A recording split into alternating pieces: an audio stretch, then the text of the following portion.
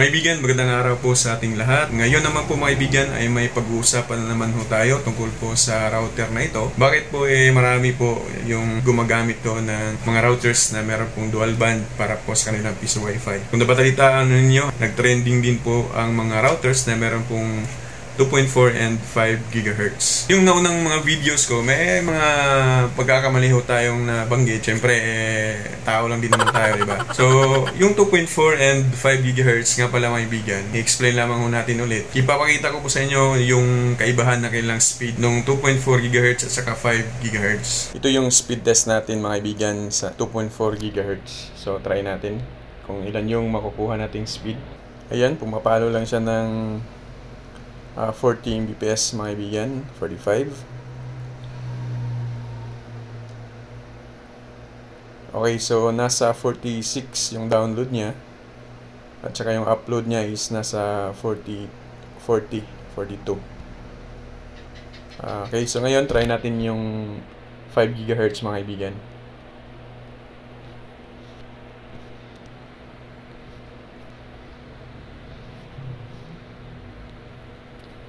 Ito naman yung 5 GHz. Check natin. Okay, failed again. Ito yung 5 GHz. Ayan, mapapansin niyo, pumapalo siya ng mahigit 200 Mbps. Sobra pala ng 200 Mbps. Yun nga.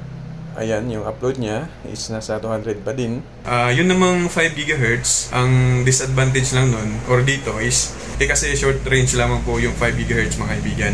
Pero malakas yung speed test na makukuha natin sa 5 GHz kesa kay 2.4 GHz. Paano kaya mga kaibigan kung i-combine na lang natin yung 2.4 GHz at saka 5 GHz para mag-combine yung kanilang lakas? Para mas gaganda pa yung performance nitong dual band na router natin, ipag-isahin na lamang natin sila. Isang pangalan na meron pong 2.4 and 5 GHz, hindi na po sila separated. At saka, sure po tayo, gaganda yung performance kasi nga, ang 5 GHz is malakas po yung binibigay niyang speed kesa kay 2.4 GHz. Yung kaibahan lang nila, si 2.4 GHz is long range, 5 GHz is short range, tapos mas malakas si 5 GHz na magbigay ng speed test kesa kay 2.4 GHz. So yun na lamang po mga kaibigan yung atin pong gagawin.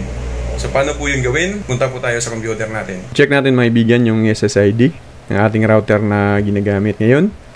Okay, so ito po yan mga kaibigan. Meron tayong dalawang SSID. Ito mga kaibigan, 5 and 2.4 GHz po yan. Kung hindi pa po na-reset ang inyo pong mga modem, before ho tayo magsisimula, i-reset nyo po muna mga kaibigan. So ngayon, dahil na-reset na ho natin, ang gagawin natin mga kaibigan is, punta ho tayo sa browser, 192.168.1.1, yung default admin ng modem natin mga kaibigan.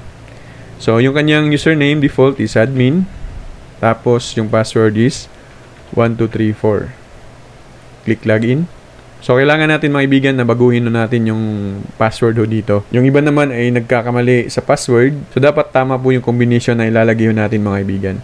So, yung old password is 1234. Sa new password ho natin, dapat lagay ho natin mga kaibigan na meron pong numbers at saka letters na small and capital. Tapos, lagyan ho natin ng mga characters para i-diretso yung ating pong nilagay ho na password. Depende na po ninyo yan mga kaibigan, nasa new password kung ano pong ilalagay ninyo. Basta importante, alam niyo yung admin at saka old password. So dito mga kaibigan, dapat sa SSID ho natin ay same yun lang yung pangalan. So lagay ko lamang po Haile Piso Wifi. Tapos kung much better, kang lagyan ho ninyo ng emoticon dito po banda. Pero hindi ko na po lalagyan. Ang purpose po doon is para daw po ay makaiwas tayo sa mga nangjajam ng mga piso wifi or antenna natin. Password, ilagay lang natin ng kaibigan kasi mapapalitan natin yan mamaya. Ganun pa din. Numbers at saka letters. Small and capital. Lagyan din natin ng karakter. Okay, copy ko lamang po yung SSID natin sa 2.4 GHz kasi dito mga kaibigan 5 GHz po yan. Dapat kapareho po mga kaibigan ha. Tapos yung password, lagay lamang natin dito. Ganon din yung i-confirm muna natin yung password natin. Click apply and tayin natin maging successful. So naging successful ho tayo. I-refresh lamang ho natin mga kaibigan. Tapos dito banda, itong dulo, hanggang dyan, papalitan natin yan ng FH. So dalawang letra mga kaibigan na F at saka H. So click natin ng enter. So mapapansin nyo mga kaibigan, dito po ay hindi na po username, kundi administrator na po. So yung administrator default password at saka default username ng administrator at saka password ay nilagay na po natin sa description natin mga kaibigan. Kunin nyo lang po at i-paste to lamang dito. So yung kanyang administrator is admin PLDT. Tapos yung password nasa description mga kaibigan. Kunin nyo lamang po. Tapos click login. So dito mga kaibigan, kailangan din po natin na palitan yung old password. So yung copy natin kanina sa description, lagay lamang ho sa old password. Tapos lagay natin yung bagong password natin. Tapos click apply lamang ho natin mga kaibigan. So ayan, successful ho tayo. Refresh ho natin. Pasukin po natin ulit mga kaibigan. Admin PLDT pa din yung username. Tapos yung new password na nilagay ho natin. Punta lamang po tayo mga kaibigan dito po sa network. Tapos dito po sa advance, ito po yung 2.4 GHz na kung saan ay may babaguhin lamang tayo dito.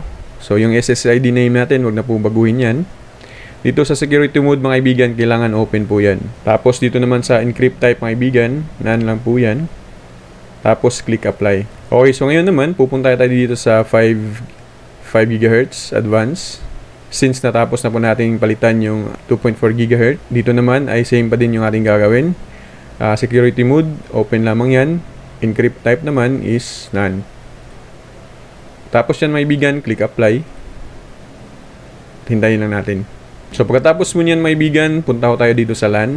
Tapos ito pong LAN interface mga kaibigan, lalagyan lamang natin dito ng 00.192.168.100.1. Yan po yung ilalagay natin. Tapos dito naman sa subnet mask, hayaan na po natin yan.